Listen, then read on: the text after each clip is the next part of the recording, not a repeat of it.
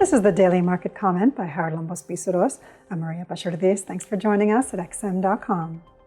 The main item on yesterday's agenda was the minutes from the June FOMC meeting, which revealed that although participants voted unanimously to hold interest rates steady, some Fed officials wanted to proceed with a rate hike at that gathering, while almost all agreed that additional tightening would be needed.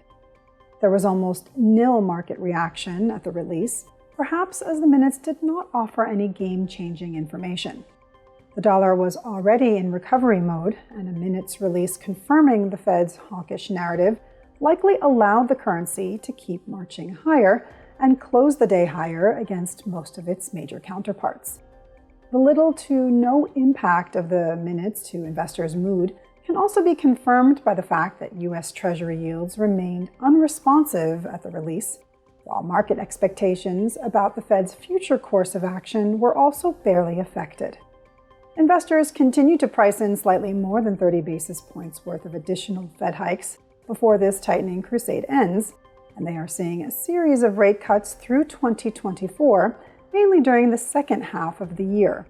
Traders likely want to pay more attention to more updated data before adjusting their bets, and thus, following the disappointing ISM manufacturing PMI for June, they may thoroughly examine the ADP employment report and the ISM non-manufacturing PMI due later today. Today, the dollar is back under pressure against its Japanese counterpart, with dollar-yen erasing yesterday's gains and sliding even more. Although some suggest that this may have been the result of risk aversion due to growth concerns stemming from central bank tightening, that may not be the case, as a hawkish Fed and a dovish BOJ are nothing but a positive blend for dollar-yen. Wall Street indices closed in the red yesterday, with the Nasdaq failing to break above the high of June 16th and go for a higher high. That said, the slide is far from suggesting that the trend is nearing its end, and although the futures market points to a lower open today, a disappointing ADP and ISM non-manufacturing PMI may be enough to encourage investors of high-growth tech stocks to jump back into the action.